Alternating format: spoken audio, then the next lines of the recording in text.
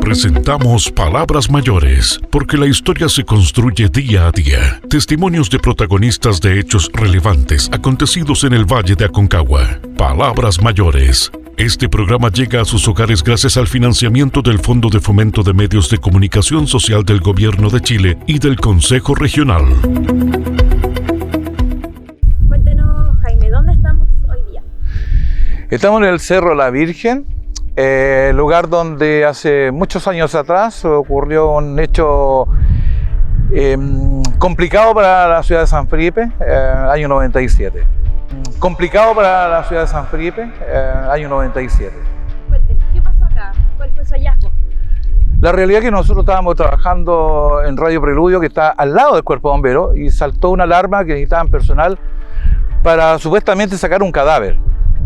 Nosotros llegamos acá con la unidad R8, que fue la primera unidad de rescate que hubo en San Felipe, y al llegar acá a la cima nos encontramos con personal de la PDI que nos informa que había unos huesos en realidad acá en el interior y había que sacarlos.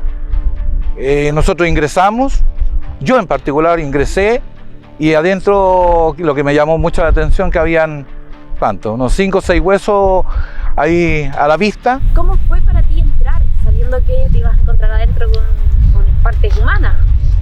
Lo que pasa es que uno ya está acostumbrado a ver, a encontrarnos cuerpos, pero lo que fue más complicado fue la entrada, porque no es un espacio tan grande. ¿Cómo entraste? Arrastrando. Me tuve que arrastrar ahí y llegué al interior donde yo pude sí, por lo menos estar hincado. Y adentro en el lugar, como te digo, habían ¿cuánto? Unos 5 o 6 huesos. Me llamó la atención un cuchillo con pequeñas manchas de sangre, un cuchillo mantequillero, para que vean que no tenía ni filo.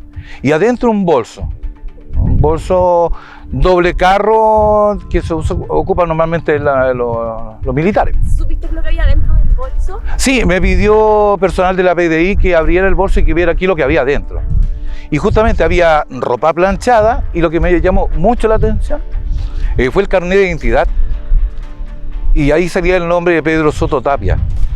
Y me llamó la atención en el sentido de que cuando tú haces el servicio militar, el carnet queda adentro y te pasan a ti una tarjeta de identificación militar que se llama TIM.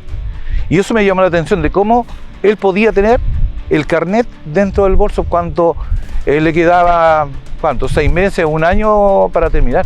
Y eso me llamó mucho la atención. ¿Qué sentiste cuando encontraste lo que viste? Cuando viste el cuchillo, cuando viste la sangre, cuando viste las partes. Le informé a PDI que estaba afuera, qué es lo que había adentro, que eran los huesos, el cuchillo y sobre todo este bolso. Me pidieron incluso que lo sacara el bolso. Y luego se lo pasé. Como te dije, era muy complicado la entrada y todavía está complicado. Hoy día, a tantos años, todavía sigue estando complicada la entrada. ¿Cómo es para ti volver a este lugar? Es complicado porque quedó en la nebulosa. ¿Qué le pasó a Pedro Soto? Eso fue una cosa muy complicada.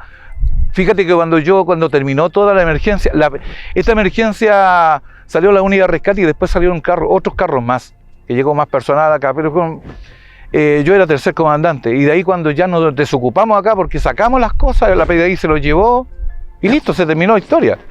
Volvimos a la central y yo me fui a trabajar a la radio que está al lado, a Radio Preludio que está en ese momento, e informé a Luis Ponce, que era uno de los locutores que estaba ahí. Le dije, oye, que era el departamento de prensa, le dije, ¿sabes qué? Me encontré esto y esto, y quedamos todos los que estaban en la radio, quedaron así en blanco, que cómo era posible que 3 meses después de la desaparición se encontrara acá y algunos huesos, no todo el cuerpo.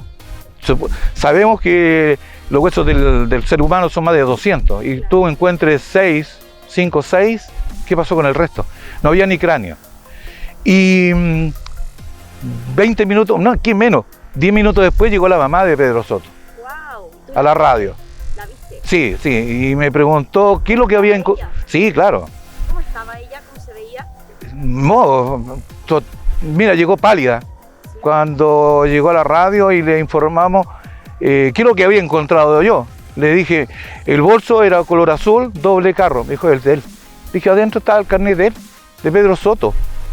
Y la ropa, mira, la ropa, yo más no recuerdo mucho, pero había unos jeans, unas camisas, y le indiqué el color de las camisas. Me dijo que era de él. ¿Qué pasó con él?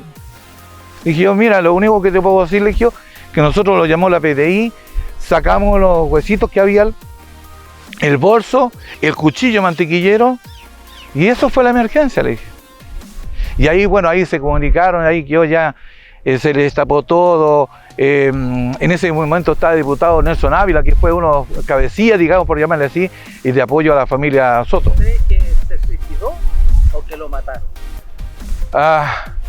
Es complicado, pero yo creo que algo raro pasó. Porque dentro de la respuesta que lo indicaba por ahí, era que se había colocado una granada a él y se autoeliminó adentro. O sea, él mismo se explotó. Si hubiera sido así, el espacio, el hoyo, sería mucho más grande. Y estarían dentro del mismo, adentro de las piedras, estarían marcadas la sangre. Y eso no ocurrió. Eso no estaba ahí. Entonces eso quedó en la nebulosa. ¿Se suicidó o lo mataron? Respuesta que al final el servicio indicaron, el servicio médico legal indicó que con el examen de que él se había autoeliminado. Cosa que a mí me pareció muy raro. Poco creíble. Fueron palabras mayores, testimonios de protagonistas de hechos relevantes acontecidos en el Valle de Aconcagua. Palabras mayores. Este programa llegó a sus hogares gracias al financiamiento del Fondo de Fomento de Medios de Comunicación Social del Gobierno de Chile y del Consejo Regional.